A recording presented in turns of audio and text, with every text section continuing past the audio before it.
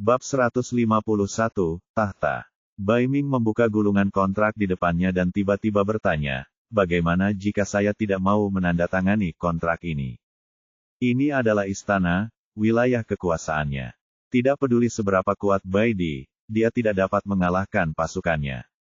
Baidi berkata, aku tidak bisa menghancurkan seluruh kota matahari, tapi aku bisa menggunakan nyawamu untuk mengancam binatang buas di luar agar membiarkan kita pergi. Pola bintang di pinggangnya menyala. Ekspresi Bai Ming sedikit berubah. Dia merasakan aura binatang buas yang mengejutkan jiwa dan tercengang. Kamu benar-benar naik ke bintang 5. Ketika pertama kali kembali ke istana, pangkatnya hanya 4 bintang.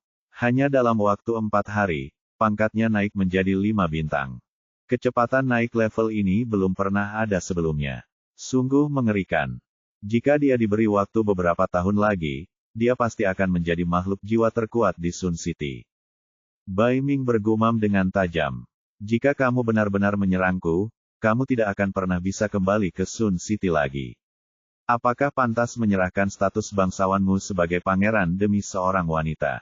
Aku masih bisa hidup dengan baik menjadi tanpa seorang pangeran, tapi aku tidak bisa hidup tanpa Huan-Huan. Bai Ming terdiam. Baidi berkata, jika aku punya pilihan, aku tidak akan ingin menyerangmu. Kau ayahku. Aku selalu menghormatimu. Bai Ming menatapnya cukup lama. Saat Huan-Huan mengira ayah dan anak itu benar-benar akan bertarung, Bai Ming tiba-tiba mengangkat tangannya dan menekan sidik jari yang terang pada gulungan kontrak. Kontrak telah terbentuk. Baidi menyimpan gulungan itu. Terima kasih atas pengertianmu, ayah. Huan-Huan menyelamatkanku. Sudah sepantasnya aku memberi janji ini. Tadi aku mengajukan begitu banyak pertanyaan kepadamu untuk memastikan perasaanmu terhadap Huan-Huan. Sekarang, sepertinya kalian berdua benar-benar saling mencintai. Bai Ming berhenti sejenak dan menatap Huan-Huan. Aku ingin berbicara dengan Baidi sendirian. Huan-Huan menatap Baidi dan melihatnya mengangguk.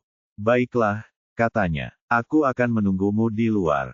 Dia berbalik dan keluar dari kamar tidurnya. Pintunya tertutup lagi. Bai Ming menatap ke arah yang semakin kuat di depannya dan mengingat lama sebelum berkata perlahan. Kamu sudah menjadi makhluk jiwa berbintang 5 di usia yang masih sangat muda. Aku yakin bahwa seiring berjalannya waktu, kekuatanmu pasti akan jauh melampaui kekuatanku. Selain itu, kamu sangat yakin dan teliti. Jika Sun City diserahkan kepadamu, aku akan merasa tenang bahkan jika aku mati. Baidi berkata, tubuhmu sudah pulih. Kota matahari pasti akan lebih kuat di bawah kepemimpinanmu. Tidak perlu terburu-buru memilih pewaris tahta. Bai Ming mengulurkan tangannya, tampak sangat lelah. Penyakitku bukan berasal dari tubuhku, melainkan dari jiwaku. Ayah, kamu, sejak ibumu meninggal, aku menderita akibat kontrak pasangan. Aku mengandalkan air suci untuk bertahan hidup sampai sekarang. Meskipun Huan-Huan telah menyembuhkan tubuhku, jiwaku sudah hancur. Aku tidak akan hidup lama. Suara Bai Ming semakin lembut dan tatapan matanya meredup. Pasangannya adalah seekor harimau betina. Harimau itu mati dalam sebuah kecelakaan 3 tahun lalu. Baidi memilih untuk meninggalkan Sun City setelah itu dan hidup sendiri. Setelah pasangannya meninggal, Bai Ming mengalami depresi selama beberapa waktu, namun ia mampu bertahan dan tidak tampak berbeda dari binatang biasa. Semua orang mengira bahwa dia telah menahan reaksi keras dari kontrak pasangan. Tanpa diduga, ternyata tidak. Dia hanya menggunakan air suci untuk menunda reaksi keras itu.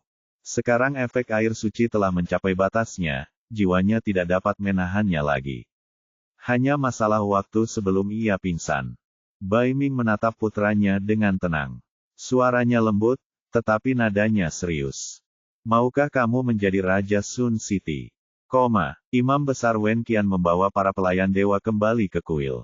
Dalam perjalanan, mereka bertemu Bai Luo, yang sedang bergegas kembali ke istana.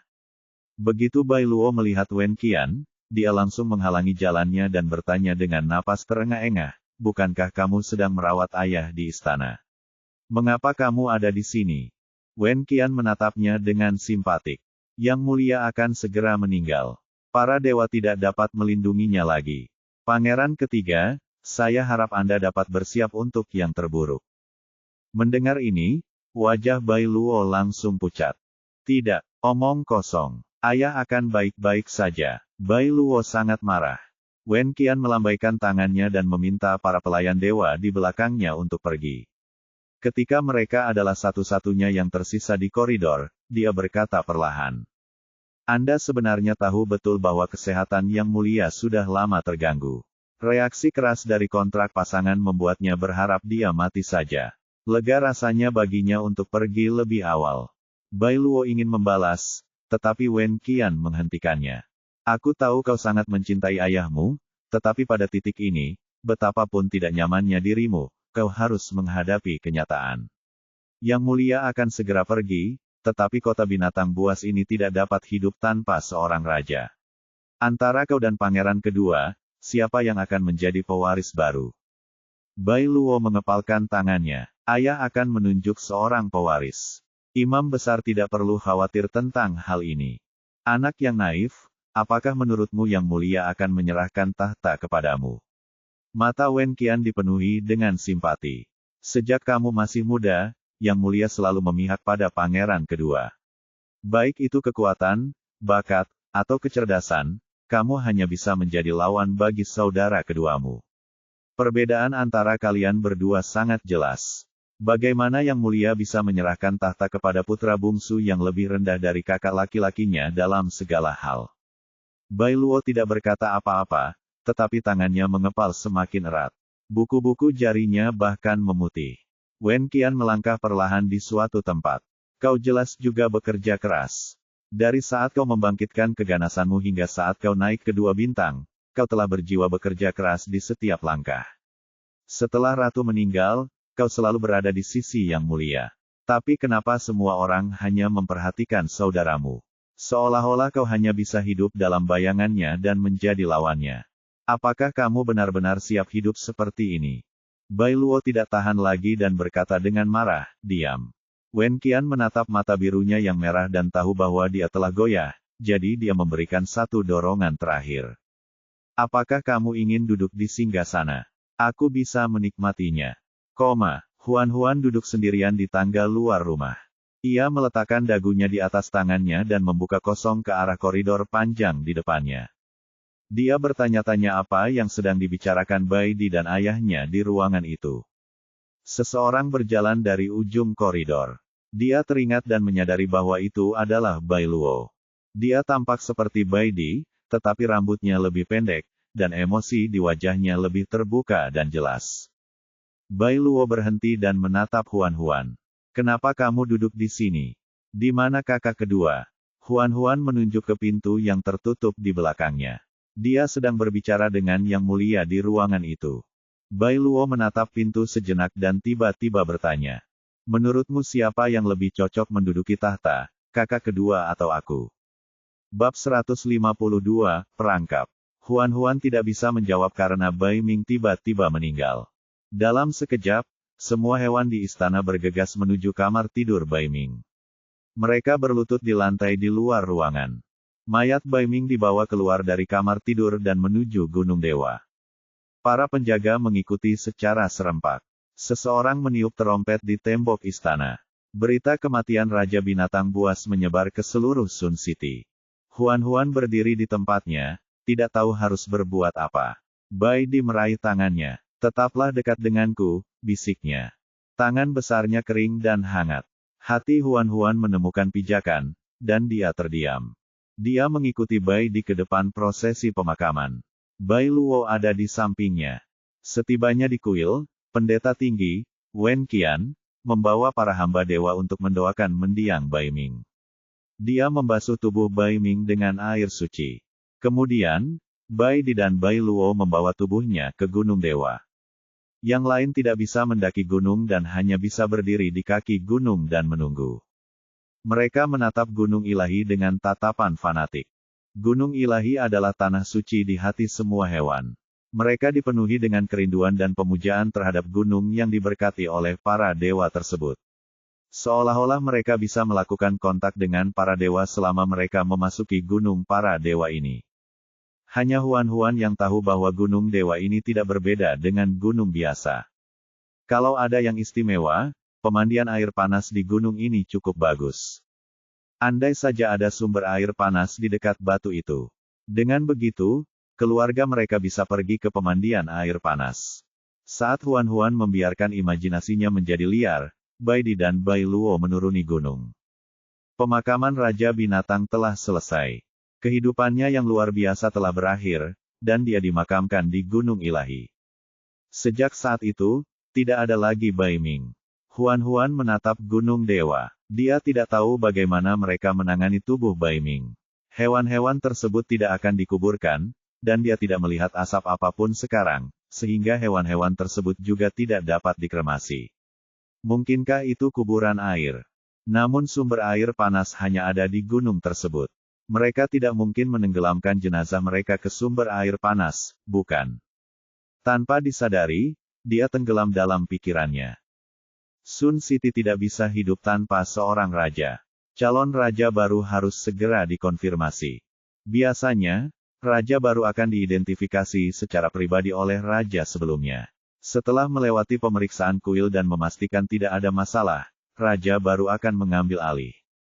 Namun, Bai Ming pergi dengan tergesa-gesa dan tidak meninggalkan surat wasiat. Orang terakhir yang dia lihat sebelum meninggal adalah Bai Di. Wen Qian memandangnya dan bertanya, sebelum mendiang raja meninggal, apakah dia mengatakan sesuatu kepadamu tentang mengangkat seseorang menjadi raja?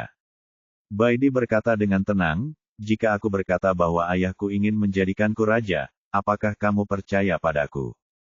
Xiong Su adalah orang pertama yang melangkah maju dan berteriak, tentu saja, kami percaya apa yang dikatakan pangeran kedua. Kemudian, semua penjaga berteriak serempak, kami percaya pada pangeran kedua. Aura mereka sangat mengejutkan. Binatang-binatang lain terlalu takut untuk bernapas. Wen Qian membenci seniman bela diri yang berpikiran sederhana ini, tetapi dia tetap mempertahankan ekspresi belas kasih. Maksudmu mendiang raja bermaksud menjadikanmu raja baru. Setelah menanyakan ini, dia melirik Bai Luo, yang tidak jauh darinya. Mereka berdua adalah putra Bai Ming dan sama-sama memenuhi syarat untuk mewarisi tahta. Jika Bai Di naik tahta, Bai Luo pasti tidak akan mendapat apa-apa. Ini adalah pertanyaan pilihan ganda. Bai Di terdiam.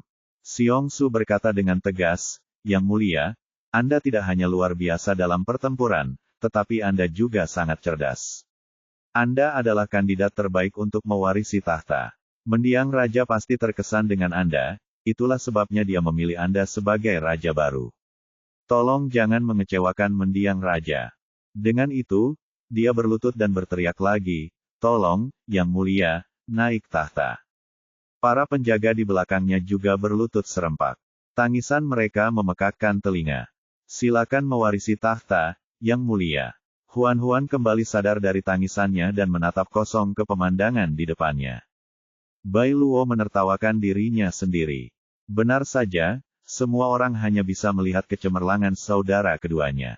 Tidak peduli seberapa keras dia bekerja, sebagai adik laki-laki, dia hanya bisa menjadi penghalang. Wen Qian memberi isyarat agar semua orang diam. Lalu, ia berkata perlahan, menurut tradisi, jika ingin mewarisi tahta, selain mendapat persetujuan raja sebelumnya, Anda harus memenuhi salah satu dari dua syarat. Kondisi pertama adalah makhluk jiwa mereka mencapai 5 bintang atau lebih. Syarat kedua adalah mendapatkan persetujuan para dewa. Wen Qian memandang Bai Di. Aku ingat saat ini kamu hanya berada di bintang 4, jadi jika kamu ingin mewarisi tahta, kamu harus mendapatkan persetujuan dari para dewa. Untuk menyembunyikan kekuatannya, Bai Di sengaja menekan jiwa binatangnya agar dia terlihat seperti binatang berbintang 4. Dia bertanya, apa yang harus saya lakukan?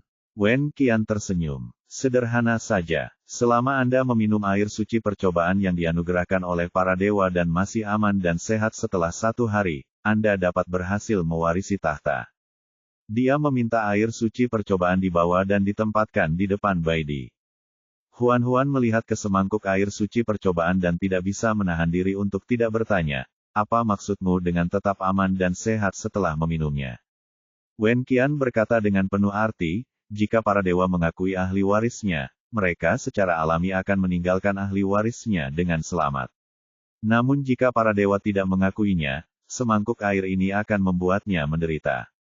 Jika ini serius, dia bisa mati. Petik 2. Huan-Huan ketakutan. Siapa yang tahu apa yang ada di dalam semangkuk air ini? Jika imam besar diam-diam menambahkan racun, bukankah Baidi akan hampir mati jika meminumnya? Huan-Huan dengan tenang menarik jari Baidi, menandakan bahwa dia tidak boleh minum. Baidi memandangnya dan mengajukan pertanyaan.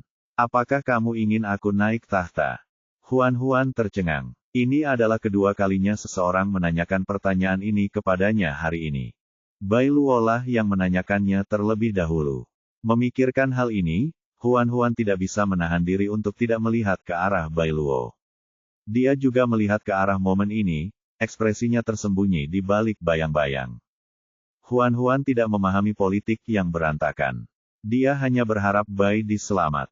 Semangkuk percobaan berisi air suci jelas merupakan jebakan. Jika Baidi meminumnya, dia akan tamat. Itu pasti tercampur racun. Huan-Huan berkata cepat, jangan meminumnya.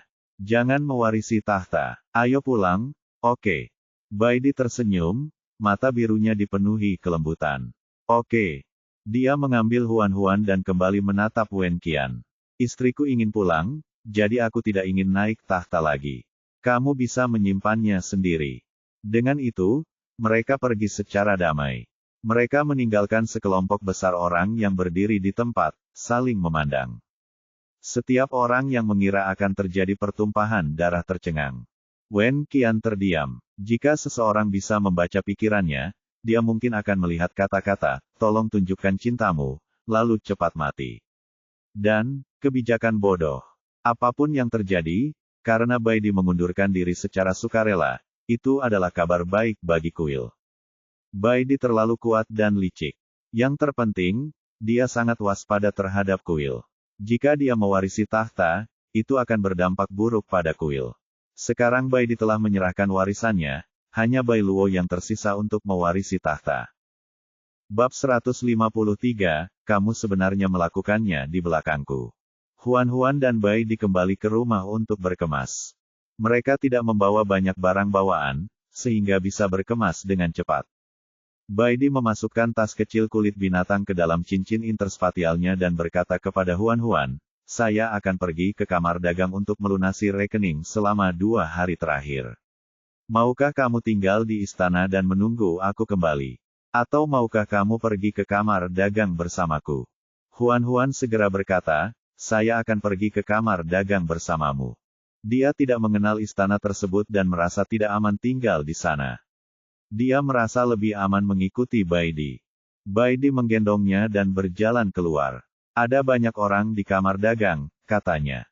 Wanita biasanya tidak menginjakan kaki di sana untuk menghindari masalah.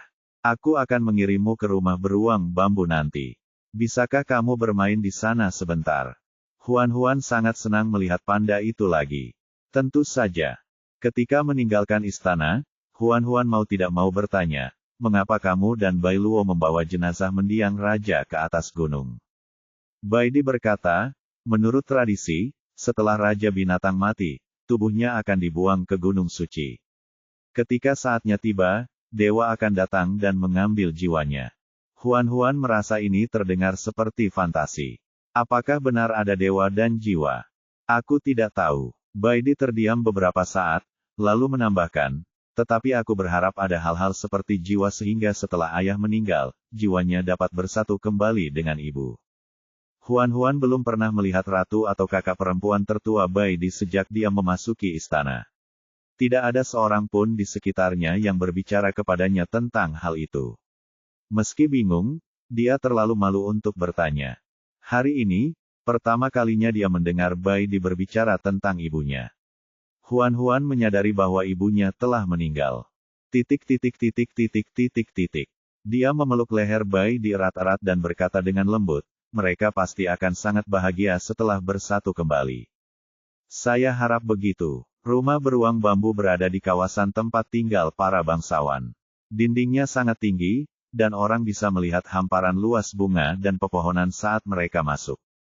Ketika Huan-Huan melihat Nimei, dia sedang berbaring di tempat tidur gantung dan berjemur. Tempat tidur gantung itu digantung di antara dua pohon dengan kulit binatang. Bentuknya seperti ayunan. Anda bisa mengayun perlahan sambil tidur di atasnya. Nimei sangat besar. Tempat tidur gantung yang digunakannya dibuat khusus dan terlihat kokoh. Nimei melihat Huan-Huan datang dan langsung duduk di tempat tidur. Tempat tidur gantung berderit. Huan-Huan, kenapa kamu bebas datang dan bermain denganku hari ini? Huan-Huan tersenyum manis. Baidi ada urusan. Saya datang ke rumah Anda untuk mengunjungi Anda sebentar. Kuharap aku tidak mengganggumu. Tidak, tidak. Saya senang Anda datang untuk bermain dengan saya. Nimei menyuruh seseorang membentangkan selimut kulit binatang di rumput dan menarik Huan-Huan untuk duduk di atasnya. Para pelayan meletakkan buah-buahan segar di depan mereka. Huan-Huan mengeluarkan beberapa biji bunga matahari dan membaginya dengan Nimei. Keduanya mengobrol sambil memakan biji bunga matahari dan buah-buahan. Huan-Huan berkata perlahan, saya akan berangkat dari sini hari ini. Nimei dengan cepat bertanya, mau kemana? Kami berencana untuk pulang. Bukankah rumahmu ada di istana?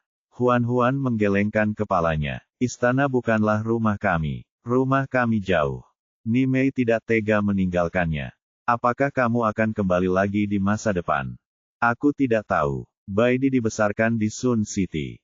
Ini adalah kampung halamannya. Huan-Huan sebenarnya berharap dia bisa kembali ketika dia punya waktu luang, tapi identitasnya saat ini terlalu canggung.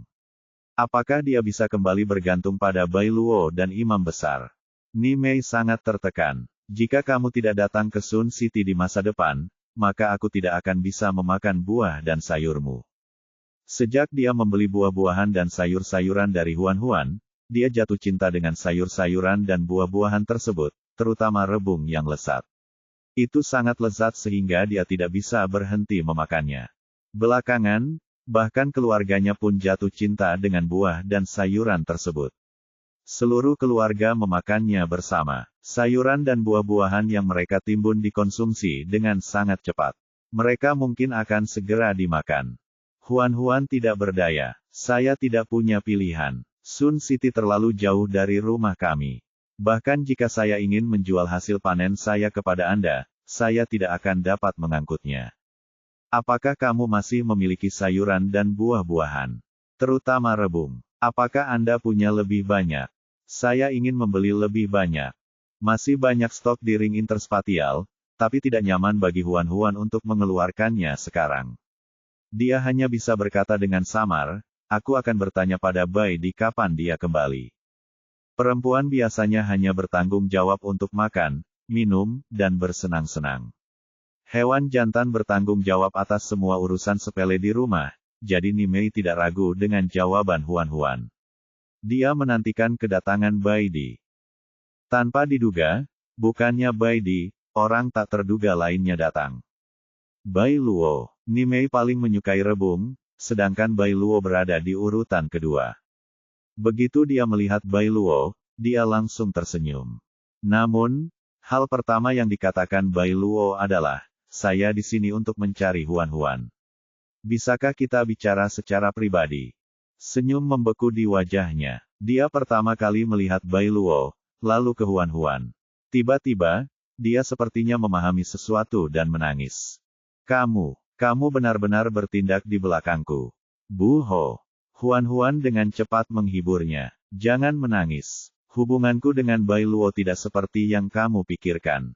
Sayangnya, Nimei enggan mendengarkan penjelasannya. Dia berteriak, saya tidak mau mendengarkan. Aku tidak akan mendengarkanmu. Dia lari sambil menangis. Huan-Huan mengulurkan tangannya. Jangan pergi. Meski Nimei gemuk, dia berlari cukup cepat. Dalam sekejap mata, dia menghilang. Bai Luo melambaikan tangannya dan meminta petugas di sekitarnya untuk pergi. Hanya Huan-Huan dan Bai Luo yang tersisa. Bai Luo telah mewarisi tahta dan merupakan raja baru kota matahari. Ia memakai kalung gigi harimau yang melambangkan tahta. Dia memiliki tato harimau di dadanya. Harimau ini bentuknya persis seperti patung harimau di pintu masuk istana. Cakarnya tajam, dan auranya sangat mengejutkan. Ada anting kristal biru jernih yang tergantung di telinga kirinya. Bahkan orang yang tidak mengerti seperti Huan-Huan pun bisa menebak betapa mahalnya anting-anting itu hanya dari aura yang dipancarkannya. Rupanya, itu tak ternilai harganya. Bai Luo memandang Huan-Huan. Mata birunya masih bersinar, tapi tidak secerah sebelumnya. Sepertinya ada sesuatu yang rumit dalam dirinya yang tidak dapat dipahami oleh Huan-Huan. Tetapi karena dia mirip Bai Di, Huan-Huan tidak merasa takut. Dia mengerutkan kening dan berkata, "Kamu tahu Nimei menyukaimu, tapi kamu tetap mengatakan itu di depannya. Dia pasti akan salah paham tentang hubunganmu denganku. Jelaskan padanya nanti agar dia tidak sedih." Namun, Bai Luo berkata, "Tidak masalah jika dia salah paham. Namun, saya tidak menyukainya dan tidak pernah berpikir untuk menikahinya." Huan-Huan mau tak mau merasa kasihan pada gadis manis seperti Nimei yang telah jatuh cinta pada monster jantan yang tidak mencintainya. Namun, ini adalah masalah pribadi di antara mereka. Sebagai orang luar, Huan-Huan tidak bisa berkata apa-apa. Dia langsung ke pokok persoalan. "Apa yang ingin kamu bicarakan denganku?" Bab 154, tak berperasaan. Bai Luo malah bertanya alih-alih menjawab, "Kudengar kamu dan kakak kedua akan meninggalkan Sun City." "Ya, kami berencana untuk pulang." "Bukankah ini rumahmu?" Huan-Huan menatapnya dengan geli. "Aku bisa mengerti mengapa Nimei menanyakan hal itu. Lagi pula, dia sangat polos. Tapi kamu berbeda. Bukankah seharusnya kamu lebih tahu daripada siapapun mengapa Bai Di dan aku pergi terburu-buru? Aku tidak akan melakukan apapun padamu. Kau bisa tinggal di sini tanpa khawatir." Bai Luo menatap matanya. "Kita akan selalu menjadi keluarga." Huan-Huan menggelengkan kepalanya. "Kita harus kembali. Anak-anak dan teman-temanku masih menunggu kita di rumah. Saya bisa meminta seseorang untuk membawa mereka ke Sun City dan tinggal bersama kita." "Saya menghargai tawarannya, tapi Bai Di dan saya tidak bisa tinggal di sini." Huan-Huan berhenti sejenak. Dia merasa agak tidak masuk akal untuk mengatakan ini, jadi dia menambahkan, "Jika Bai Di mau, dia bisa datang ke Sun City untuk menemuimu sesekali. Hubungan antara kalian berdua tidak akan menjadi jauh."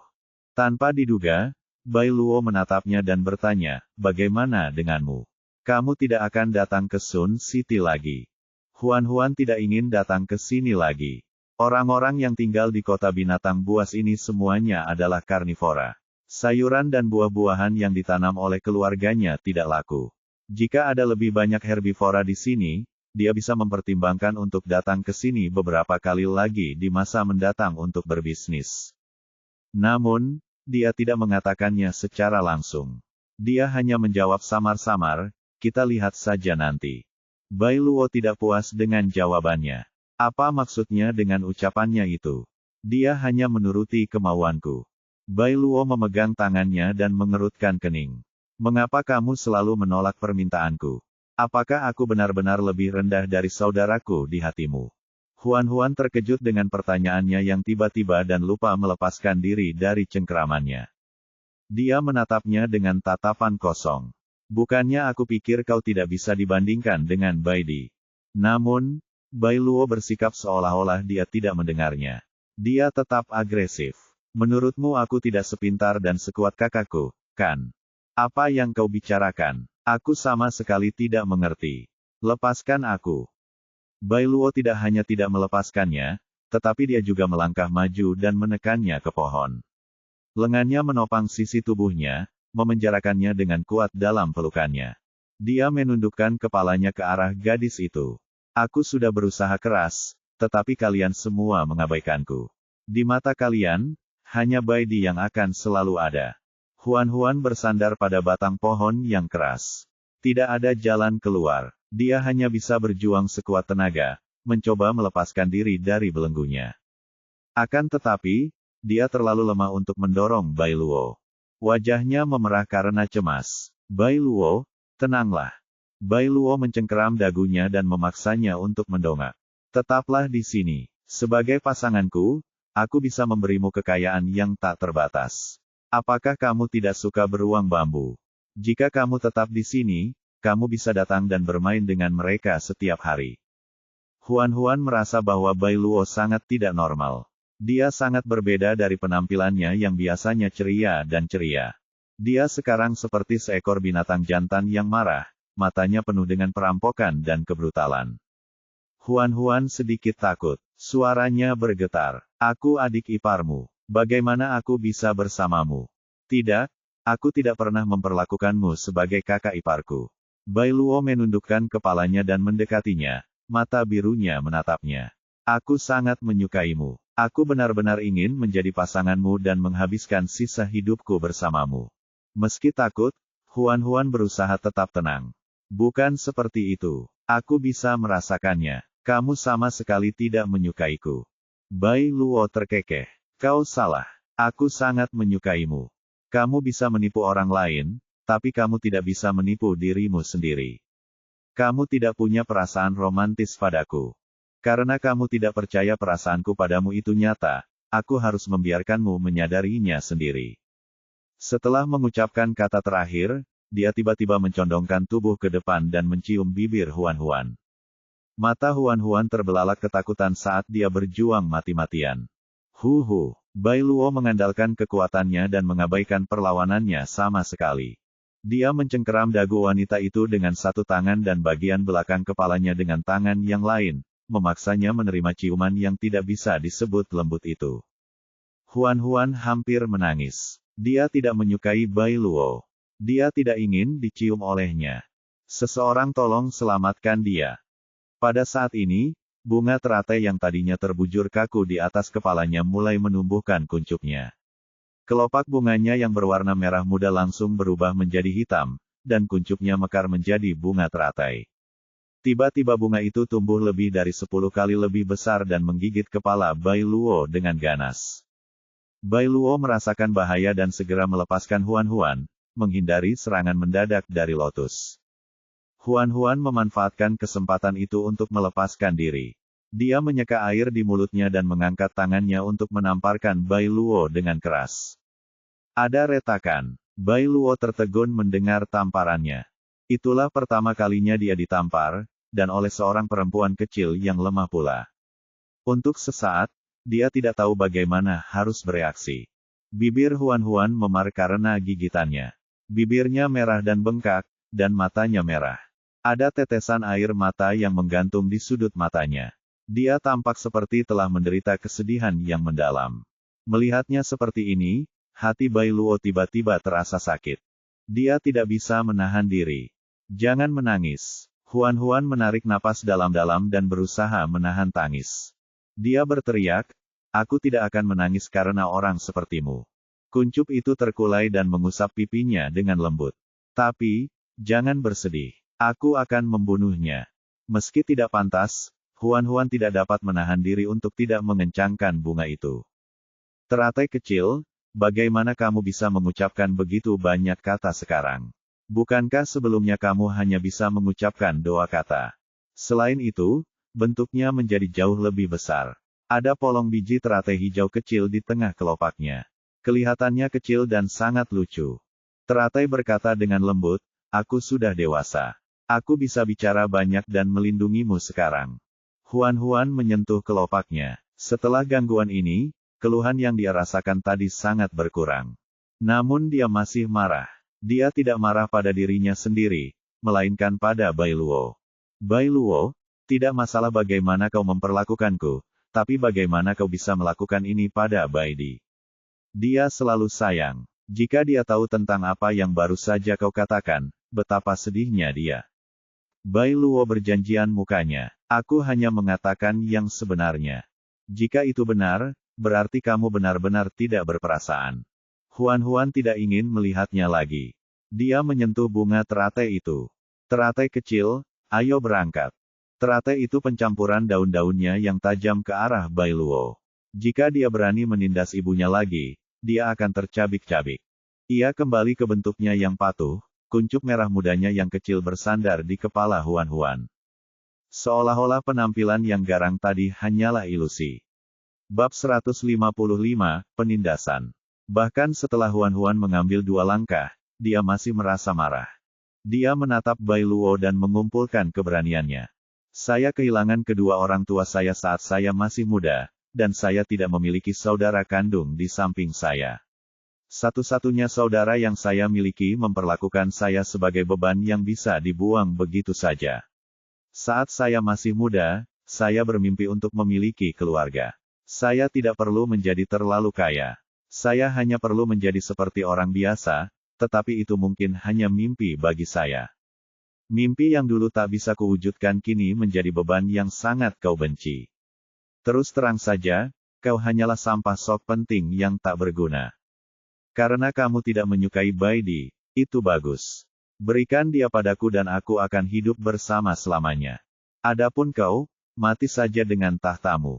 Dengan itu, Huan berjalan pergi tanpa menoleh ke belakang. Dia berjalan pergi dengan agresif. Jika dia memiliki jubah yang tepat, dia akan segera dapat bercosplay sebagai ratu. Namun, begitu dia keluar dari pintu, auranya langsung menghilang. Dia bersandar ke dinding dan terengah-engah. Dia tidak pernah berbicara seperti sebelumnya. Dia merasa sangat takut. Bagaimana jika Bai Luo tiba-tiba meledak dan membunuh? Memikirkannya saja membuat kakinya lemas dan berputar-putar. Huan tidak berani pergi terlalu jauh, takut Baidi tidak akan dapat parkir. Dia membungkus dirinya dengan jubahnya, lalu berjongkok di sudut dekat pintu. Dia memeluk lututnya. Tudung kepalanya yang besar menutupi sebagian wajahnya, hanya menyisakan dagunya yang bulat. Dia menunggu dengan tenang sampai Baidi datang kepadanya. Tepat pada saat itu, Sueling mendarat di depannya. Melihatnya seperti bola yang tenggelam, Sueling merasa geli sekaligus patah hati. Dia mengulurkan tangan dan menggendongnya. Bukankah tadi kamu cukup mampu? Mengapa kamu menjadi lemah seperti anak ayam dalam sekejap mata? Huan terkejut olehnya dan buru-buru meronta. Turunkan aku. Jangan bergerak. Sueling memeluknya lebih erat. Bergerak lagi dan aku akan menciummu. Huan segera berhenti bergerak. Dia tahu betul bahwa bajingan tua ini berani melakukan apa yang dikatakannya. Dia tidak ingin dicium oleh orang lain dalam sekejap mata. Rasanya tidak enak sekali dicium oleh seseorang yang tidak Anda sukai.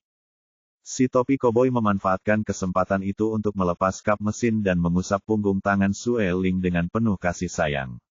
Ayah. Melihat Sueling berhenti sejenak seolah-olah dia terkejut. Mengapa Little Lotus tumbuh dewasa? Huan bertanya, bukankah normal jika dia tumbuh dewasa? Setelah tunas teratai muncul, ia segera memasuki masa bayi.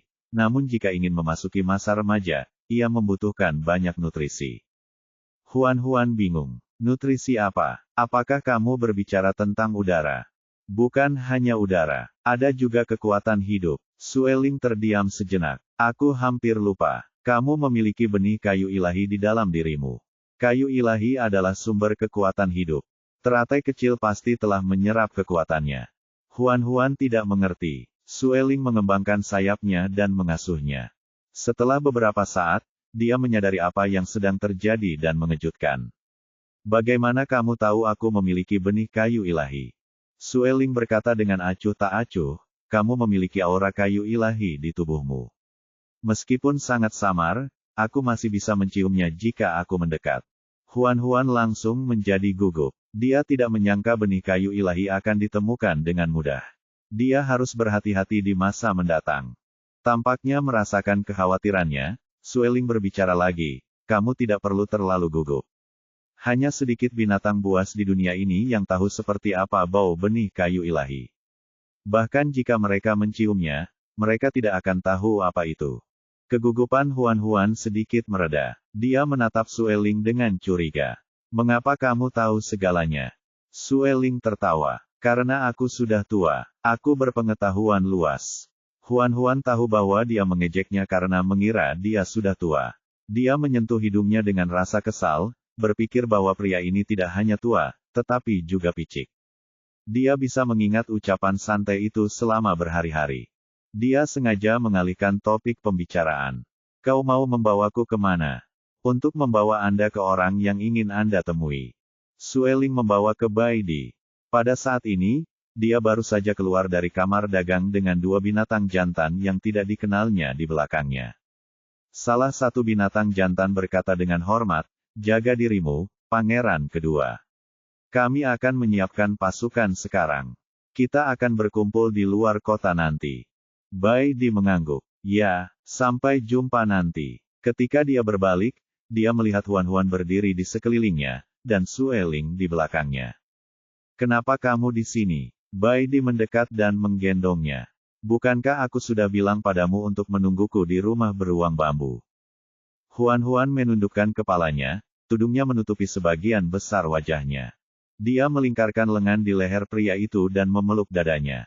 Aku merindukanmu, katanya penuh kasih.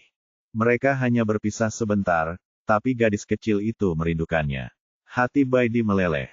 Huan Huan bertanya, menawarkan kita pergi sekarang. Aku ingin segera pulang. Dia ingin menjual lebih banyak sayur-sayuran dan buah-buahan kepada Nimei, tetapi sekarang, dia hanya ingin keluar dari sini. Dia benar-benar ingin kembali ke gunung batu itu. Dia merindukan Suang Yun dan Sang Ye serta anak-anaknya. Bai Di menjawab dengan lembut, baiklah, kami akan pulang sekarang. Mereka bertiga meninggalkan kota dalam, tetapi ketika mereka mencapai lapisan pertama kota luar, mereka dihentikan oleh penjaga. Bai Di mengerutkan kening. Apa yang kamu inginkan? Xiong Su berkemah dan menekannya ke dada. Ia membungkuk dan berkata, saya sangat menyesal. Tanpa izin dari Yang Mulia, dan pasangan Anda tidak dapat meninggalkan Sun City. Sue Ling tersenyum, tetapi tidak ada kehangatan di matanya. Raja baru saja naik tahta, tapi dia sudah berencana untuk menyingkirkan saudaramu sendiri. Kalian berdua benar-benar bersaudara, iya. Bai Di merasa itu terdengar kasar. Dia menoleh ke arah Sue Ling. Luo kecil tidak seperti itu. Lalu maksudnya seperti apa seharusnya kakakmu? Lugu dan baik hati, cerah dan ceria, senyum Sue Ling dipenuhi dengan kecerahan. Jika dia benar-benar terbaik yang kamu pikirkan, mengapa dia menindas Huan Huan?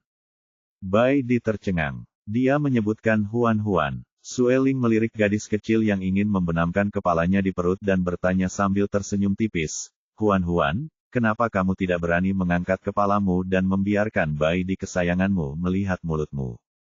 Huan Huan membayangkannya. Manusia burung ini benar-benar menikmati hiburannya. Bai Di tidak peduli. Dia mencengkeram dagu Huan Huan dan memaksanya untuk mendongak. Bibirnya yang sedikit bengkak, membuatnya tampak sangat mencolok, kontras dengan kulitnya yang cerah. Siapapun yang punya otak dapat mengetahui bagaimana luka di mulut muncul. Mata Bai Di menjadi gelap. Lautan biru di matanya tampak sedang menimbulkan badai. Dia bertanya dengan suara rendah, apakah dia menggigitmu? Huan Huan merasa sedikit puas di bawahnya. Sebenarnya tidak terlalu sakit. Aku akan memperkenalkan obatnya nanti. Kenapa kamu tidak memberitahuku sekarang? Huan Huan tidak tahu bagaimana menjawabnya. Dia tidak ingin memberitahu Bai Di. Dia tidak ingin Bai Di memikirkan mengetahui Bai Luo yang sebenarnya. Dia tidak ingin dia merasa buruk. Bab 156, aku akan membalas mereka nanti. Huan Huan berharap dia bisa segera kembali ke rumah. Adapun diganggu oleh Bai Luo, dia akan memperlakukannya seperti digigit anjing. Meski dia merasa sedikit jijik, dia hanya tidak mau memikirkannya. Namun Bai Di menolak untuk ditipu. Dia menatap Xiong Su. Di mana Bai Luo? Xiong Su menunduk. Yang Mulia ada di istana. Bai Di menyerahkan Huan Huan itu kepada Sue Ling. Bawa dia keluar kota dulu. Ada binatang buas dari kamar dagang yang menunggu di luar kota. Pergi dan temui mereka. Saya akan berbicara dengan Bai Luo. Sue Ling setuju. Huan Huan segera meraih pergelangan tangan Bai Di. Ikuti kami. Istana dipenuhi orang-orang dari Bai Luo dan Wen Qian. Bai Di pasti akan menderita jika dia kembali sendirian. Ibu jari Bai Di menyentuh bibirnya. Gigitannya sangat menyilaukan. Aku saudaranya, katanya dengan suara rendah. Saya satu-satunya keluarga di dunia. Ada beberapa hal yang harus aku ajarkan padanya. Tetapi, Bai Di menyela, tetaplah bersama Sue Ling. Dia bisa menjagamu. Aku akan mencarimu setelah aku selesai. Huan Huan menatapnya dengan air mata berlinang. Tapi aku mengkhawatirkanmu. Aku berjanji akan menemukan jalan kembali padamu, kata Bai Di pada Sue Ling sambil menarik tangannya. Untuk saat ini, aku serahkan Huan Huan padamu. Saya harap kali ini Anda bisa lebih dapat diandalkan. Sueling terkekeh. Baiklah, baiklah. Berhenti bicara omong kosong. Anda adalah rekannya, bukan ayahnya. Apa kamu harus khawatir seperti itu? Baidi berpikir dalam hati, bahkan jika aku membesarkan seorang putri, dia tidak akan begitu berharga. Melihat Baidi hendak meminta Huan-Huan pergi, Xiongsu tidak punya pilihan selain gigit jari dan menyela. Yang Mulia telah memberi perintah agar pangeran kedua dan permaisurinya tidak boleh meninggalkan Sun City. Sebelum dia bisa menyelesaikan pidatonya, dia melihat Sueling tiba-tiba melebarkan sayapnya. Sayapnya yang berwarna merah darah hampir bisa menutupi langit. Di bawah pandangan semua orang, Sueling terbang ke langit membawa Huan-Huan. Dia memandang Xiongsu dan penjaga lainnya sambil mencibir. Kau ingin memergokiku hanya dengan sekelompok orang jelek. Bermimpilah. Ada tim elang di Sun City yang bertugas berpatroli dan pertahanan udara. Xiongsu meraung dan memanggil tim binatang elang untuk datang dan membantu. Mereka menghentikan kepergian Sueling dan Huan-Huan. Tim elang segera terbang mendekat. Namun ketika mereka melihat sayap api yang besar di kejauhan, mereka berhenti. Mereka tampak ketakutan dan berkumpul untuk berdiskusi dengan lembut. Apakah aku salah melihat? Itu penatua Sueling dari suku Bulu, kan? Di seluruh suku Bulu, dialah satu-satunya yang memiliki sayap merah cerah. Benar, itu pasti dia. Sial, kenapa dia ada di sini daripada tinggal di suku Bulu? Kunjungi situs web kami untuk pembaruan baru. Kalau begitu, bisakah kita pergi ke sana? Mengapa kita harus pergi ke sana? Untuk mengorbankan diri kita padanya. Tapi kita sudah sampai di sini. Jika kita tidak datang dan berpura-pura melakukan tugas kita, kita akan diselidiki oleh Jenderal Xiong. Bonus kita pasti akan dipotong. Untuk melindungi bonus bulanan mereka sebesar 2 kristal, tim elang akhirnya memutuskan untuk mengambil risiko. Ketika mereka berada sekitar 10 meter dari binatang berbulu merah itu, mereka berhenti bersama. Sueling menoleh ke belakang dan dengan santai bertanya, apakah kalian mencoba menghentikanku? Sudah lama sekali aku tidak bertarung. Ayo berlatih bersama. Tim elang segera mundur 10 meter. Kapten didorong keluar. Dia memandang Sueling dari kejauhan sambil tersenyum licik. Kami tidak berani melawanmu. Kami di sini hanya untuk menyambut Anda. Tolong bantu kami menyambut Patriark Shen Yan. Logikanya, hewan elang ini termasuk dalam suku Bulu. Namun, mereka meninggalkan suku Bulu ketika mereka masih sangat muda dan tinggal di luar. Kini, mereka telah menetap di Sun City. Namun, mereka masih sangat takut pada penatua Sueling yang dikenal gila. Bukan hanya karena orang tersebut kuat, tetapi juga karena emosinya yang sangat mudah berubah. Saat dia marah, dia tidak akan mengenali siapapun. Bahkan para pemimpin suku Bulu pun tidak berani melawannya. Sueling menjawab dengan santai, apakah ada hal lain? Tidak ada yang lain. Sueling membawa Huan-Huan dan terbang menjauh. Elang tetap menghormati. Mereka hanya menghela nafas lega ketika Sueling sudah cukup jauh hingga tidak terlihat lagi. Mereka akhirnya berhasil mengusir sang pahlawan. Xiongsu, yang berdiri di bawah dan menyaksikan seluruh proses, mengepalkan tinjunya. Apakah kamu benar-benar mengira aku buta? Xiongsu diam-diam memperhatikan binatang elang yang menerima gaji tetapi tidak melakukan apapun. Dia akan menyelesaikan masalah mereka nanti. Huan-Huan dibawa pergi oleh Sueling, meninggalkan Baidi sendirian di kota. Xiongsu menyuruh orang-orang mengelilinginya. Yang Mulia, saya sangat menghormati Anda, ini adalah perintah dari Raja Baru. Kami tidak punya pilihan selain mematuhinya. Baidi berkata tanpa mengubah ekspresinya, saya akan menemukan Bai Luo. Menyingkir. Baik Xiongsu maupun para penjaga tidak bergerak. Baidi menyipitkan matanya. Jangan biarkan aku menyerangmu. Xiongsu masih tidak mundur. Kalau begitu aku akan menyinggung perasaanmu. Ekspresi Baidi menjadi gelap. Tangannya berubah menjadi cakar tajam yang mengeluarkan sambaran petir saat dia menyerang. Sueling perlahan mendarat di rumput di luar kota. Binatang buas yang dikirim oleh kamar dagang sudah menunggu di sini. Saat mereka melihat Sueling dan Huan-Huan turun dari langit, mereka sedikit terkejut. Sayap Sueling terlalu besar, dan mereka belum pernah melihat bulu merah menyala seperti itu sebelumnya. Mereka tidak mengetahui tipenya, tetapi naluri mereka mengatakan bahwa orang ini pasti sangat kuat. Yang terbaik adalah tidak memancingnya. Saat mereka memperhatikan dengan ama, Sueling berjalan mendekat dengan Huan-Huan. Sueling melirik lempengan tulang yang tergantung di dada mereka. Pada pelat tulang tersebut tercetak lambang daun emas yang menjadi ciri khas kamar dagang. Apakah kamu dari kamar dagang? Binatang jantan parubaya terkemuka berdiri dan menjawab dengan hati-hati dan penuh hormat, ya. Sueling berkata, Baidi mengirim kami untuk mencarimu. Binatang jantan parubaya itu segera berkata, jadi, kamu adalah teman pangeran kedua. Nama saya Main, dan saya manajer kamar dagang. Bolehkah aku mengetahui namamu? Sueling meliriknya. Kamu tidak pantas mengetahui namaku. Main terdiam. Huan-Huan mendorong Sueling menjauh. Kepribadian orang ini sangat buruk. Pantas saja burung elang terlihat seperti sedang melihat hantu saat melihatnya tadi. Dia tersenyum pada Main. Namaku Lin Huan-Huan. Saya adalah teman Baidi. Anda bisa memanggil saya Lin atau Huan-Huan. Main tertegun melihat senyum gadis kecil itu.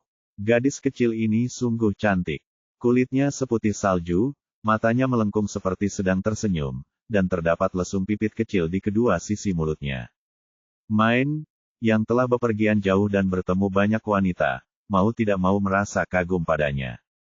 Sueling menarik Huan-Huan ke belakangnya. Jangan tersenyum pada orang lain tanpa alasan. Bagaimana jika kamu membuat masalah? Meskipun dia menghadap Huan-Huan saat mengatakan ini, pandangannya beralih ke Main. Kulit kepala Main merasa geli melihat tatapan itu, dan dia segera membuang muka. Bab 157, dia takut padamu. Pada saat ini, semua binatang buas yang tinggal di kota luar bersembunyi. Jalanan itu kosong. Semua penjaga berada di tanah. Hanya Baidi dan Xiongsu yang masih berdiri. Xiongsu terluka parah. Seluruh lengan sekitarnya mati rasa karena tersengat listrik.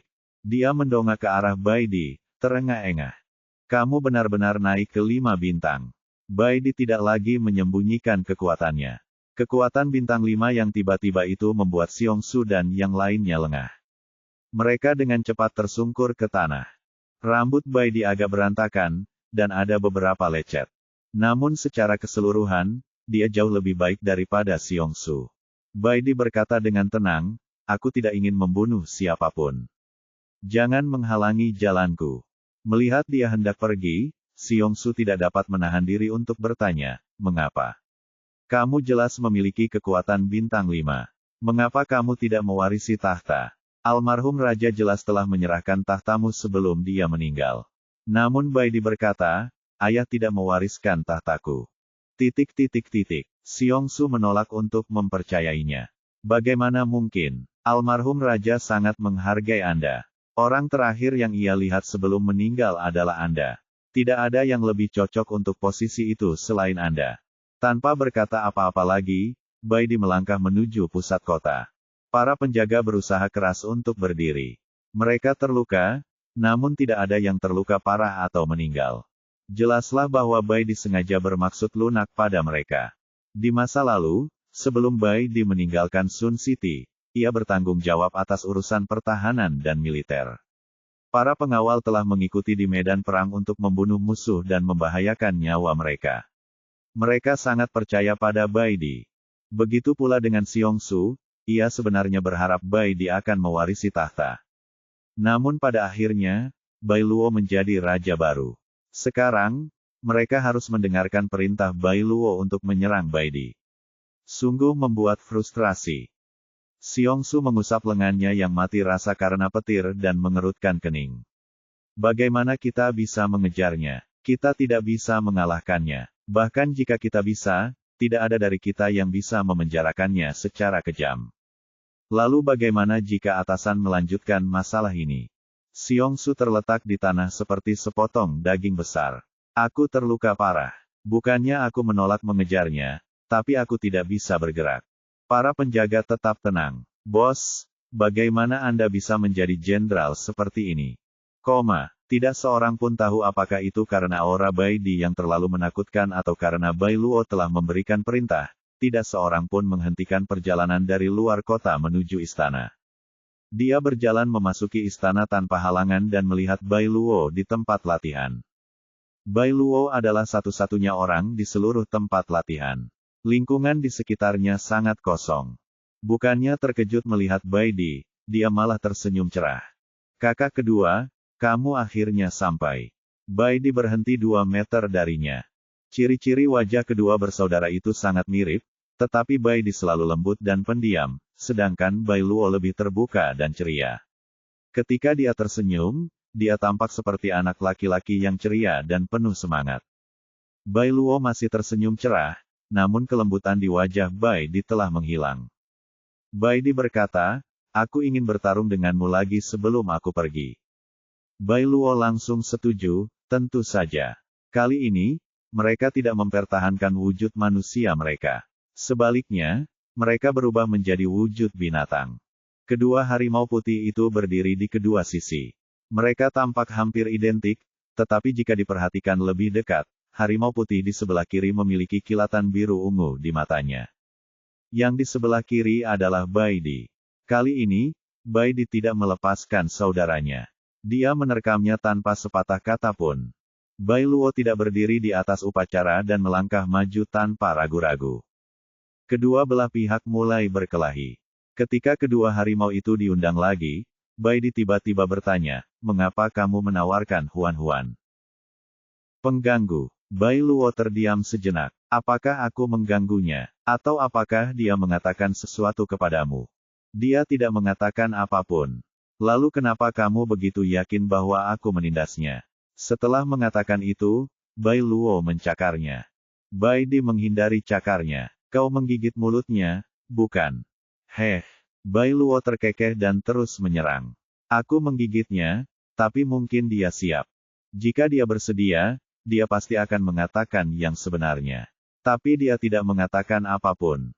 Dia terburu-buru keluar dari sini karena dia takut padamu.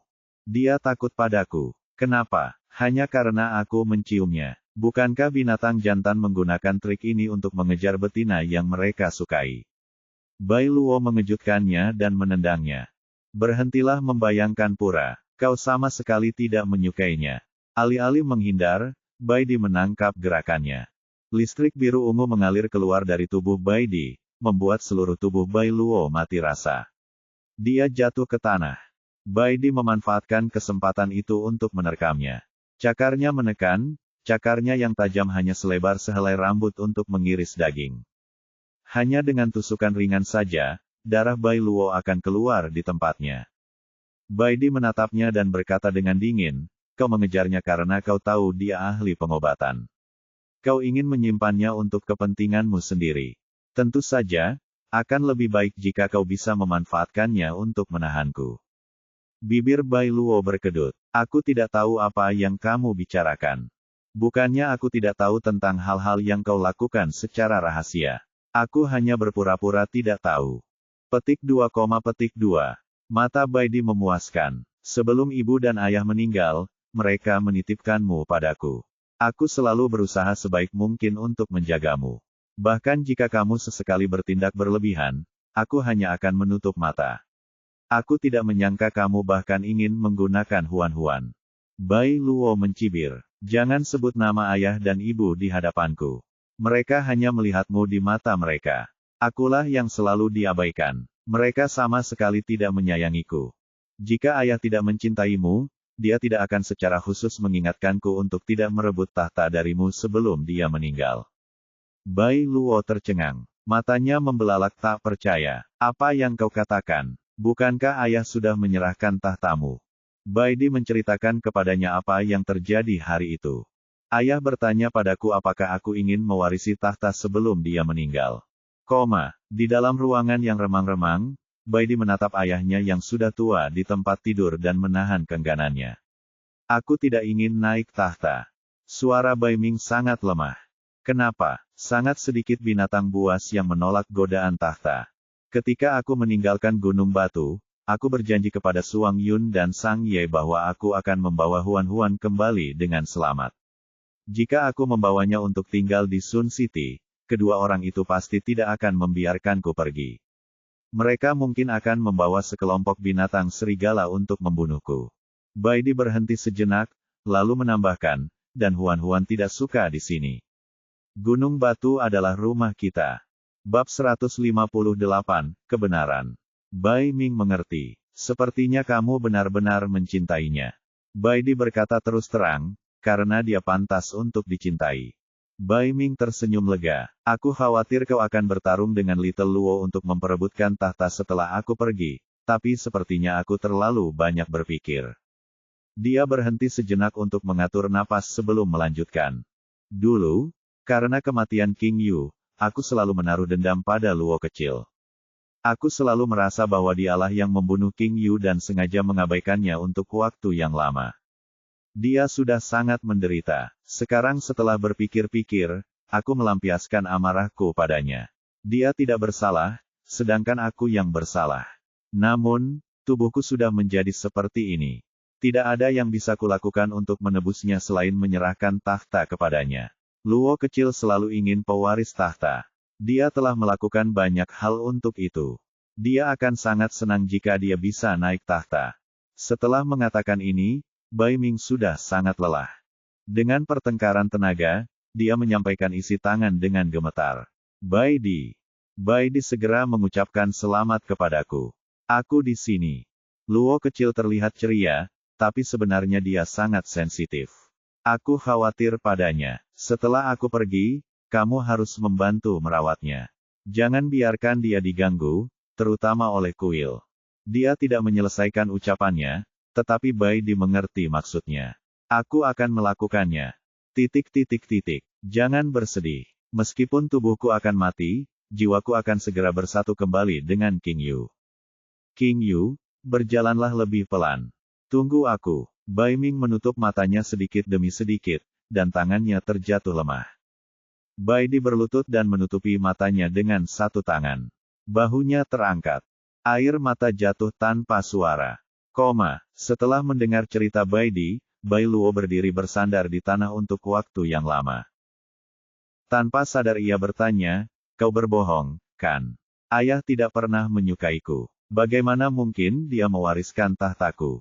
Kau pasti berpikir, kan? Baidi berubah wujud menjadi manusia. Dia mencabut cakarnya yang tajam dan mencengkeram Bai Luo yang masih terkejut. Kau terus berpikir bahwa kami semua mengunjungimu, tetapi pernahkah kau ingin mempercayai kami sekali saja? Kau lebih suka mendengar perkataan orang luar daripada memancarkan langsung denganku. Kau bahkan menargetkan Huan-Huan. Baidi meninju pipi Bai Luo. Bai Luo menoleh, dan darah mengalir dari sudut mulutnya. Namun Baidi tidak berhenti di situ. Dia menekannya ke tanah dan terus memukulinya. Wajah Bai Luo memar, tapi dia tidak bisa melawan. Di satu sisi, dia masih dalam keadaan syok, di sisi lain, Baidi memukulinya dengan sangat keras sehingga dia tidak bisa melawan. Kekuatan binatang jiwa bintang 5 sudah cukup untuk membuat Bai Luo menderita. Baidi baru berhenti ketika Bai Luo hendak pingsan. Dia berdiri dan menatap Bai Luo. Dia mengumpat, jika kamu bukan saudara kandungku, aku akan mematahkan lehermu. Bai Luo telah kembali ke wujud manusianya. Ia terkulai ke tanah, merasa seolah-olah beberapa tulang di dadanya telah patah. Ia bertanya-tanya berapa lama ia harus berbaring di sini sampai ia pulih, belum lagi wajahnya. Ia pasti berdetak hingga tak bisa dikenal lagi. Ia mungkin terlihat sangat mengantuk. Dia mengangkat kepalanya dengan susah payah. Ayah berkata bahwa dia membuatku marah karena kematian ibu. Bukankah ibu meninggal dalam kebakaran yang tidak disengaja? Wajah Baidi tanpa ekspresi. Ibu saja bisa lolos dari kebakaran itu, tapi dia meninggal saat melindungimu. Bai Loyin tercengang lagi. Bagaimana? Kunjungi situs web kami untuk pembaruan baru. Kamu kebetulan sedang sakit hari itu. Ibu khawatir meninggalkanmu dalam perawatan para pembantu, jadi dia tetap berada di sampingmu. Saat kebakaran terjadi, kamu masih pingsan. Demi melindungimu, ibu tidak bisa lolos dari api dan terbakar hidup-hidup. Tubuh Bai Luo bergetar tanpa sadar. Kenapa aku tidak ingat apa-apa? Saat itu kamu sedang sakit parah dan koma. Kamu tidak tahu apa yang terjadi. Saat kamu bangun, kami hanya bisa mengatakan bahwa ibu meninggal karena kecelakaan agar kamu tidak bersedih dan menyalahkan diri sendiri. Bai Luo hampir menangis. Dia menutupi kepalanya dan menutupinya seperti bola. Bagaimana ini bisa terjadi? Bagaimana? Bai Di memejamkan matanya seolah mengingat api itu. Hal terakhir yang ibu mereka katakan kepada mereka adalah, "Aku sayang kamu, aku cinta kamu." Bai Luo tampaknya telah kehilangan akal sehatnya sepenuhnya terhadap kebenaran. Hanya kata-kata itu yang terus terulang dalam pikiran. Bagaimana ini bisa terjadi? Bai Di hendak pergi ketika dia menatap Bai Luo untuk terakhir kalinya. Meskipun aku benar-benar ingin mengabaikanmu sekarang, aku harus menjaga sesuatu. Kematian ibu mungkin bukan kecelakaan, jadi kamu tidak perlu menyalahkan dirimu sendiri. Namun, Bai Luo sepertinya tidak mendengarnya. Dia masih tenggelam dalam dunianya sendiri dan terus mengulang kalimat itu. Lalu, Bai Di mengatakan sesuatu lagi. Kebakaran itu mungkin disebabkan oleh seseorang. Bai Luo tiba-tiba berhenti bicara sendiri. Dia menatap Bai Di dengan mata terbelalak. Siapa yang melakukannya? Siapa yang membakarnya? Setelah ibu meninggal, ayah dan aku diam-diam menyelidiki masalah ini. Kami menduga bahwa pelakunya adalah pendeta agung. Namun, kami tidak punya bukti. Dia memiliki kuil di belakangnya. Kami tidak bisa melakukan apapun padanya. Bai Luo seperti orang yang tenggelam yang tiba-tiba meraih sepotong kayu apung. Itu dia. Kenapa dia ingin membunuh ibu? Hatinya tiba-tiba dipenuhi kebencian, dan kebencian ini bahkan menekan rasa meremehkannya. Tidak peduli apa yang dia lakukan, aku harus membalas dendam. Aku akan membalas dendam. Bai Di merasa kasihan padanya. Jangan gegabah. Imam besar pasti melihat bahwa kamu lebih mudah dikendalikan, itulah sebabnya dia ingin menempatkanmu di atas tahta. Kamu dapat mengambil kesempatan untuk mendapatkan kepercayaannya. Di masa depan, ketika kekuatanmu telah stabil, kamu dapat perlahan-lahan merencanakan untuk menangkap mereka semua. Bai Luo menggenggam tangannya. Aku tahu apa yang harus kulakukan. Bai Di berbalik. Dia baru berjalan beberapa langkah ketika mendengar suara Bai Luo di belakangnya. Apakah kamu akan kembali setelah ini? Entah karena rasa bersalah atau cedera fisik, suaranya terdengar lemah. Bai Di berhenti tetapi tidak kembali lagi. Kita lihat saja nanti. Lalu, dia melangkah pergi tanpa menoleh ke belakang. Bai Luo memperhatikan saudaranya berjalan pergi. Itu adalah anggota keluarga terakhirnya di dunia ini. Sekarang, bahkan dia akan pergi. Di istana besar ini, dia akan menjadi satu-satunya yang tersisa untuk bertarung sendirian di masa depan. Keengganan, kesedihan, penyesalan, ketahanan. Semua emosinya bergejolak, menyebabkan dia mengira-ngira. Bab 159, Alkimia. Huan berdiri di bukit kecil dan menjulurkan leher sambil berjinjit untuk melihat ke arah Sun City. Ketika Bai Di terlihat, dia berlari menuruni bukit dengan penuh semangat dan berlari ke arahnya. Bai Di merentangkan tangannya dan menangkap si betina kecil yang menerkamnya. Huan memeluk lehernya. Akhirnya kau keluar. Bai Di tersenyum. Maaf membuatmu menunggu. Bai Luo tidak menindasmu, kan? Tidak. Bai Di menggendongnya ke Sueling. Terima kasih telah membantu membawa Huan keluar kota. Jika Bai Di membawa Huan, mereka akan lebih atau kurang terkendali. Akan lebih buruk jika dia terluka secara tidak sengaja. Huan juga menjulurkan kepalanya dari pelukan Bai Di. Terima kasih. Sueling melirik mereka. Aku sudah menolongmu lebih dari sekali atau dua kali. Jika kamu benar-benar berterima kasih padaku, berhentilah menunjukkan rasa sayangmu di hadapanku di masa mendatang. Itu terlalu menyebalkan. Huan, rasa terima kasihnya padanya saat itu langsung hancur. Sueling mengangkat alisnya. Kenapa kamu terlihat seperti itu? Huan menyarankan dengan tulus, di masa depan, saat kamu bertemu kekasihmu, kamu harus lebih sedikit berbicara dan lebih banyak berbuat. Mengapa? Dengan mulutmu itu, begitu kau membuka mulutmu, semuanya pasti akan berakhir.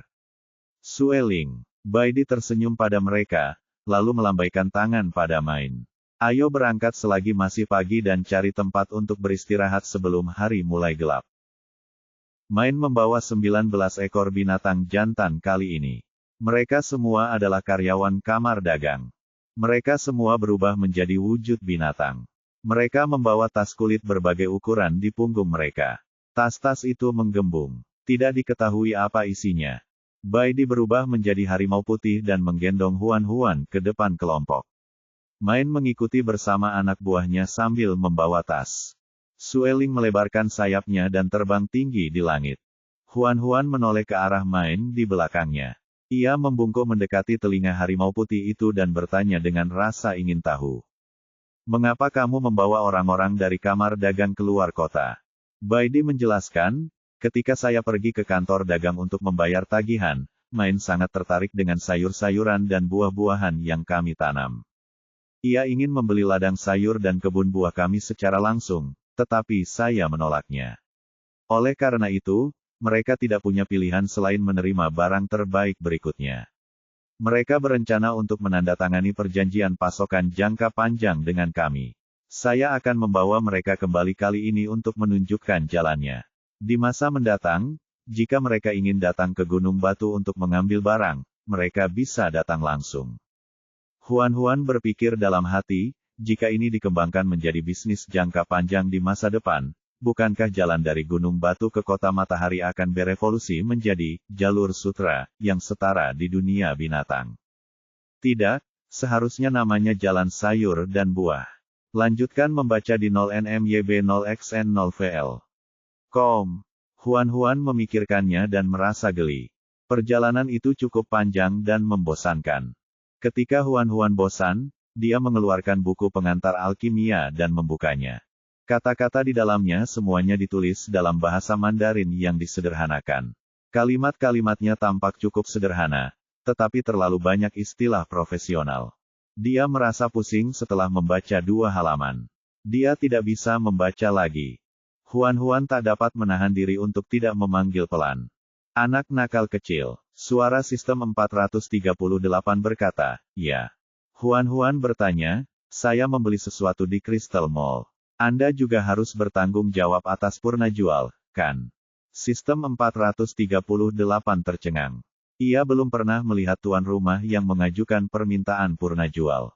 Setelah beberapa saat, ia kembali sadar dan berkata dengan nada tidak yakin, kurasa begitu.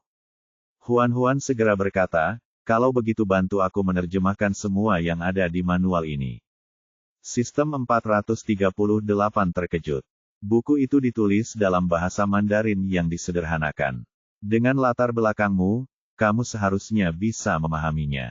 Memang benar aku bisa mengerti kata-kata itu, tetapi aku tidak mengerti apa artinya. Huan-Huan dengan santai menunjuk sebuah kata. Misalnya, wadah peleburan. Aku hanya pernah melihat panci besi, panci batu, dan panci baja tahan karat. Aku belum pernah melihat wadah peleburan. Apa sebenarnya itu?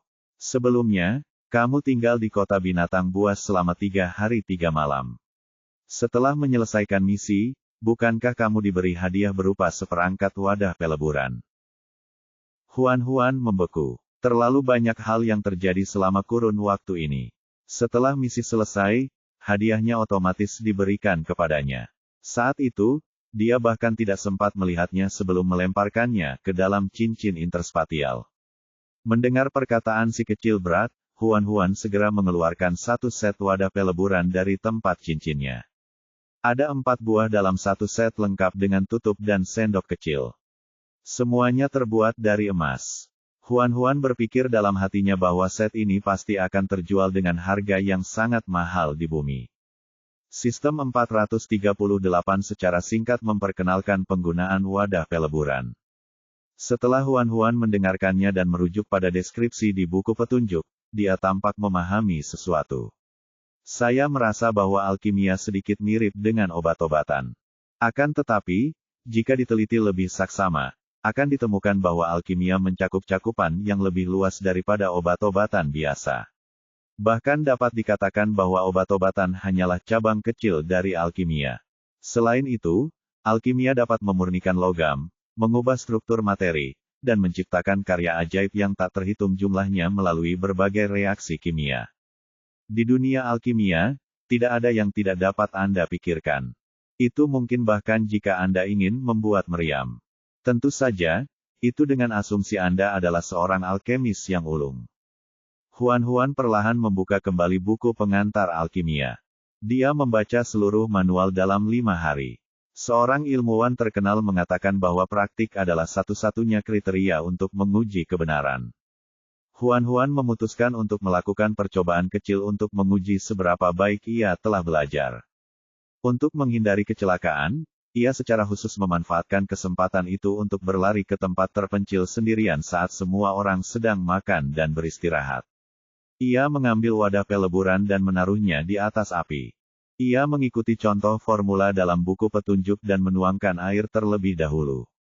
Kemudian, ia menambahkan batu kecil, sepotong kecil tulang hewan, 2 serangga mati, sepotong lumpur hitam, dan terakhir, kristal hijau. Huan menutup-tutup wadah peleburan itu, lalu mundur 2 langkah dan melihatnya tanpa berkedip. Baidi telah selesai memanggang ayam. Dia menoleh ke belakang dan melihat Huan sudah pergi. Dia langsung bertanya, "Di mana Huan? Apakah ada di antara kalian yang melihatnya?" Main menunjuk ke arah hulu sungai. "Saya melihatnya berlari ke sana sendirian." Semua orang mengira bahwa si betina kecil itu hanya bermain-main dan tidak peduli dengan masalah ini. Padahal, dia tidak jauh dari situ. Mereka bisa mendengar gerakan sekecil apapun. Sueling sudah lama menatap ayam panggang itu. Saat ingin meraihnya, Baidi meliriknya. "Jangan bergerak, makanlah saat Huan kembali." "Baiklah." Sueling mencabut cakarnya karena bosan. "Pergi dan panggil dia kembali. Daging panggang tidak akan terasa enak jika sudah dingin." Baidi baru melangkah 2 langkah ketika dia mendengar suara ledakan keras. Rasanya seperti ada sesuatu yang meledak. Suara itu datang dari arah Huan. Bab 160, musuh pasti akan bertemu. Baidi adalah orang pertama yang bereaksi, tetapi Sueling lebih cepat. Dia terbang ke sisi Huan dalam sekejap mata. Huan berjongkok di tanah dan menutupi kepalanya karena ketakutan. Ada api kecil tak jauh darinya, tetapi situasinya tidak tampak normal. Percikan api dan arang ada di mana-mana. Ada genangan gelap di tanah. Sueling perlahan menariknya dan bertanya dengan gugup, "Apa kabar?" Baidi berlari menghampiri dan memeriksa Huan dari atas ke bawah. Setelah yakin bahwa Huan baik-baik saja, kecuali wajahnya yang pucat karena ketakutan, dia pun sedikit tenang. Baidi memeluk Huan dan menghiburnya dengan lembut, sambil berkata, "Jangan takut. Kamu baik-baik saja sekarang." Main dan yang lainnya telah tiba. Melihat pemandangan setelah ledakan, Main tidak dapat menahan diri untuk tidak mendecakkan lidahnya. "Pangeran kedua, pasanganmu benar-benar mengesankan. Dia bisa menyebabkan keributan hanya dengan bermain-main." Huan merasa malu dengan perkataannya. Dia hanya ingin mencoba hasil penelitiannya, tetapi dia tidak menyangka akan terjadi ledakan. Untungnya, dia sengaja menjauh. Kalau tidak, dia akan meledak. Aku baik-baik saja." Perlahan-lahan dia melepaskan diri dari pelukan Baidi, pipinya memerah karena malu. "Tadi aku mencoba membuat sesuatu dan gagal. Maaf telah membuatmu takut." Baidi menghiburnya perlahan. "Baguslah kalau kamu baik-baik saja." Sueling mengerutkan kening dan berkata, "Jangan bermain-main dengan benda berbahaya seperti itu di masa depan. Bagaimana jika kamu terluka karena ledakan itu?" Huan menggaruk kepalanya karena malu seperti anak kecil yang telah melakukan kesalahan. "Aku akan berhati-hati di masa depan." Dia mengambil wadah peleburan itu, mencucinya, lalu memasukkannya kembali ke dalam cincin interspasialnya. Pada saat yang sama, dia memutuskan untuk tidak mencoba alkimia lagi tanpa keyakinan penuh. Jika gagal, akan meledak. Penemuan itu berharga, tetapi kehidupan jauh lebih berharga. Baidi memotong bagian ayam panggang yang paling empuk dan meletakkannya di depan Huan. Dia dan Sueling memakan sisa daging panggang itu. Adapun Main dan yang lainnya, mereka memanggang ayam dan memakannya sendiri. Namun, hanya dengan melihat daging panggangnya, dia tahu bahwa apa yang mereka makan tidak seenak daging panggang Baidi. Meski begitu, mereka tidak berani meminta pangeran bangsawan untuk memanggang daging untuk mereka. Setelah makan dan minum sampai kenyang, rombongan melanjutkan perjalanan. Huan-Huan berbisik ke sistem. Si bocah kecil, aku sudah mengikuti contoh formula di buku petunjuk. Kenapa tiba-tiba meledak? Sistem 438 berkata, ada banyak alasan. Mungkin ada masalah dengan bahan yang Anda pilih, atau suhu apinya salah, atau Anda meletakkan bahan dalam urutan yang salah. Anda harus mencari tahu sendiri alasannya. Bagaimana cara saya mengetahuinya? Anda akan mengetahuinya setelah beberapa kali mencoba lagi. Huan-Huan langsung meringis. Lupakan saja. Jika aku mencoba beberapa kali lagi, aku takut aku akan meledak. Bukankah kalian manusia mengatakan bahwa kegagalan adalah ibu dari kesuksesan? Tuan rumah, kalian harus kuat. Sudut mulut Huan-Huan berkedut membentuk senyum pahit. Pikiranku sangat kuat, namun tubuhku sangat rapuh. Aku akan terlempar ke langit jika aku meledak. Tuan rumah, semoga sukses. Saya percaya pada Anda. Haha, Huan-Huan tidak berani mempelajari alkimia lagi dan hanya bisa mengalihkan perhatiannya ke hal lain. Dia mengeluarkan kompas kecil dan memainkannya. Jarum itu berputar beberapa kali sebelum tiba-tiba berhenti di suatu arah. Huan-Huan tercengang. Mengapa jarumnya berhenti? Sistem 438 berkata dengan gembira, itu berarti ada urat mineral di dekat sini. Huan-Huan tampak bingung. Dia hanya mencobanya. Dia tidak menyangka akan benar-benar menemukan urat mineral. Ini terlalu ajaib. Huan-Huan segera memberitahu Bai Di tentang penemuannya. Bai Di berhenti dan melihat kompas kecil di tangan Huan-Huan. Dia mengikuti jarumnya dan melihat pegunungan yang tak berujung. Seharusnya tidak terlalu jauh. Bai Di memikirkannya. Tambang adalah harta karun yang langka. Karena mereka sudah menemukannya, ada baiknya mereka melihatnya. Jika mereka benar-benar menemukan urat mineral yang belum ditambang, mereka bisa meninggalkan jejak di sini dan mendatangkan cukup banyak orang untuk menambangnya nanti. Bai Di memanggil Sueling dan memberitahunya tentang urat mineral. Sueling tidak terlalu terkejut dengan urat mineral itu. Sebaliknya, dia sangat tertarik pada kompas kecil di tangan Huan-Huan. Saya belum pernah melihat hal seperti itu sebelumnya. Katakan yang sebenarnya. Berapa banyak hal baik yang kamu sembunyikan? Huan-Huan takut dia akan menyukai kompasnya, jadi dia segera menyembunyikannya. Aku hanya punya beberapa benda ini. Kamu sudah tahu semuanya. Sueling tidak melanjutkan masalah itu, tetapi menatap Bai Di dengan penuh arti. Saat Huan-Huan tidak melihat, Sueling berbisik kepada Bai Di, tidak heran kau mengawasinya dengan ketat. Dia punya banyak rahasia. Jika ada yang tahu, dia akan mendapat masalah. Bai Di berkata, kami akan melindunginya. Saya khawatir kalian bertiga tidak cukup. Mengapa Anda tidak menambahkan saya? Bai Di tidak setuju maupun menolak. Huan-Huan tidak menyukaimu, katanya acuh tak acuh. Tidak peduli seberapa kuat dirimu, itu tidak berguna. Sueling, tetua suku bulu yang selama ini berlidah tajam, justru terdiam membisu saat ini. Huan-Huan mencondongkan tubuhnya. Apa yang kalian berdua bisikkan? Tidak ada. Bai Di mengusap kepalanya. Kita sedang membahas urat mineral. Oke. Bai Di mengubah rutenya di menit-menit terakhir dan memberitahu Main dan yang lainnya tentang rencananya, tetapi dia menyembunyikan kebenaran tentang tambang itu. Dia hanya mengatakan bahwa dia akan pergi ke pegunungan di depan untuk menemukan tanaman obat yang relatif langka. Main dan yang lainnya tidak curiga. Mereka semua sepakat untuk mengikuti rencana sang pangeran. Mereka menghabiskan setengah hari perjalanan dan akhirnya tiba di kaki gunung sebelum matahari terbenam. Pegunungan yang tak berujung itu bagaikan seekor naga yang tersembunyi, beristirahat dengan tenang di daratan. Sungguh menakjubkan. Sepanjang perjalanan, Bai Di mengamati bahwa hanya ada sedikit orang di sekitar. Seharusnya tidak ada binatang buas yang tinggal di sini. Tepat saat mereka hendak mendekati pegunungan itu, mereka secara tidak sengaja menemukan sekelompok binatang buas di kaki gunung. Bai Di segera berhenti dan berkata kepada rekan-rekannya di belakangnya, ada orang di depan. Sembunyilah dulu. Aku akan pergi melihat siapa mereka. Sueling turun dari langit dan mendarat di tanah. Dia berkata, kau tidak perlu pergi. Aku sudah terbang ke sana untuk melihatnya. Orang-orang itu adalah penjaga yang dikirim oleh kota bulan gelap.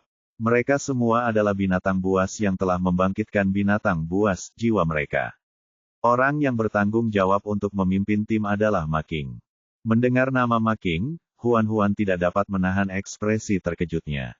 Musuh pasti akan bertemu. Bai Di berkata, bukankah seharusnya dia kembali ke kota bulan gelap? Mengapa dia ada di sini? Sueling berkata, dari apa yang terlihat, mereka mungkin juga mengincar benda itu. Karena Main ada di belakangnya, dia tidak dapat mengatakan apapun tentang mineral urat. Tapi Bai Di dan Huan mengerti apa maksudnya. Ma King juga datang ke sini untuk mencari mineral urat. Dia mencoba mencuri bisnis mereka. Sueling menajamkan cakarnya dengan penuh semangat. Apakah kita menyerang? Bai Di merenung sejenak. Jangan gegabah. Kita tunggu saja.